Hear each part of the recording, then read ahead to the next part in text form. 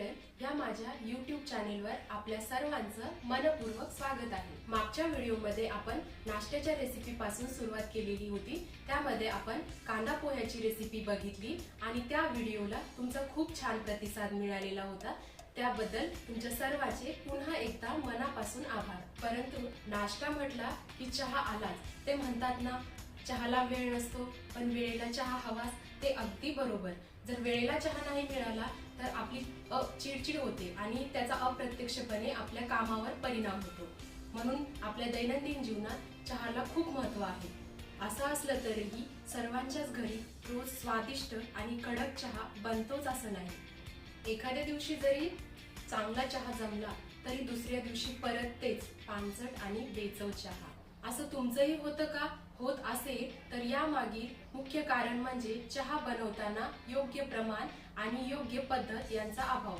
चला तर मग आज आपण योग्य प्रमाण घेऊन योग्य पद्धतीद्वारे चहा बनवूया।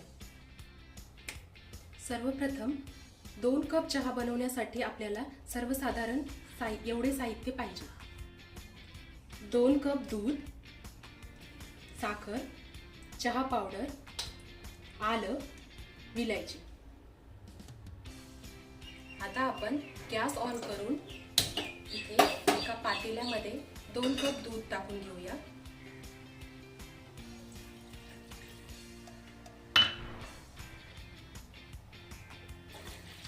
इथे आपल्याला दुधाला 1 मिनिटभर उकळून घ्यायचंय। जसं दूध गरम झाल्यानंतर आपल्याला इथे 3 चम्मच चहा पावडर घालून घ्यायची आहे।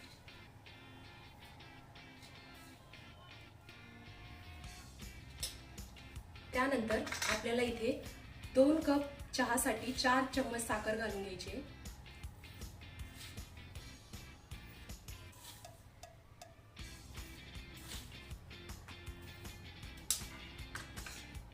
त्यानंतर 2 विलायची इथे सोलून आपल्याला यामध्ये टाकून घ्यायची।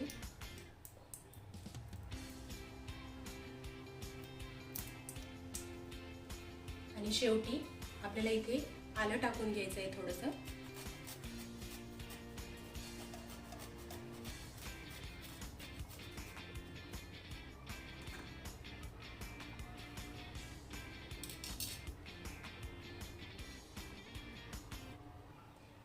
आपल्याला इथे 2 ते 3 मिनिट चहा उकळून घ्यायचा आहे। आपल्याला इथे एका उकळीला नाही उकळवायचा चहा, कारण तो पांढरा होईल। चहाला गोल्डन कलर येईपर्यंत आपल्याला इथे उकळून घ्यायचं आहे।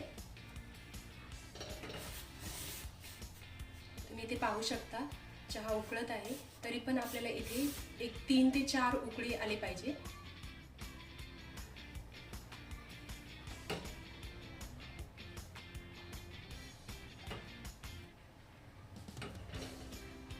चहाला छान कलर आलेला आहे।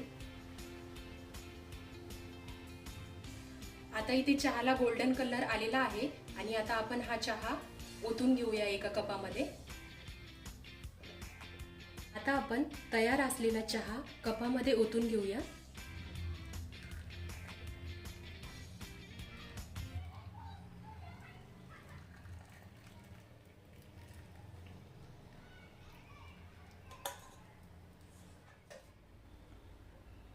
अशा प्रकारे इथे आपला तयार आहे सुंदर आणि कडक असा गरमागरम चहा। तर मग मंडळी, कशी वाटली आजची आपली चहाची रेसिपी? आवडली ना? आवडली असल्यास लाईक, शेअर करा आणि माझ्या मनीषाज किचन कॅपिटल या YouTube चॅनेलला सबस्क्राइब करून बेल आयकॉनला हिट करा। चला तर मग पुन्हा भेटूया नवीन रेसिपीसह नवीन व्हिडिओमध्ये। धन्यवाद।